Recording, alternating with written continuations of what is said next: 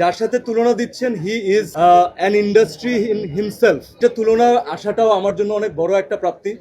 তবে প্লিজ এই তুলনাগুলো কেউ করবেন না। This is my humble request to you. So this is a new experience for me. I'm sure that this has been an old experience for Real Energy Production and Mehdi Hassan Hridoy, but this is a new experience for me and I'm enjoying every bit of it and I'm really grateful to the audience. মাত্র তো just কালকের সবগুলো show Housefull হয়েছে, আজকে শোগুলো Housefull যাচ্ছে আলহামদুলিল্লাহ। But I am sure যে অনেকে এখনো দেখেননি, অনেকে ছুটি কাটিয়ে বাড়ি থেকে আসেননি।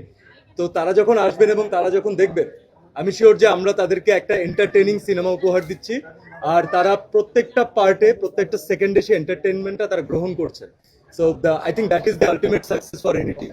শাকিব খান ভাই যেই লাইনে গিয়েছেন এবং সিয়াম ভাই হচ্ছে আমাদের পরবর্তী সুপারস্টার, এই যে বিষয়টা অঘোষিতভাবে যে আসলে চর্চাটা হচ্ছে, আপনি কিভাবে ফিল করছেন?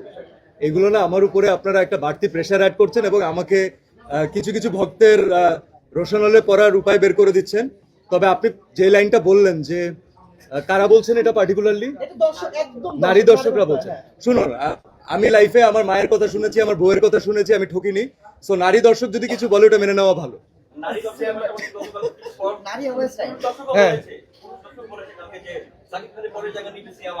I am very much grateful. আসলে সত্যি কথা হচ্ছে কেউ কখনো পৃথিবীতে কারো জায়গা নিতে পারে না এবং আমরা কেউ কারো জায়গা নেওয়ার জন্য তাহলে একটা জাস্ট রিপ্লেসমেন্ট ক্রিয়েট হবে।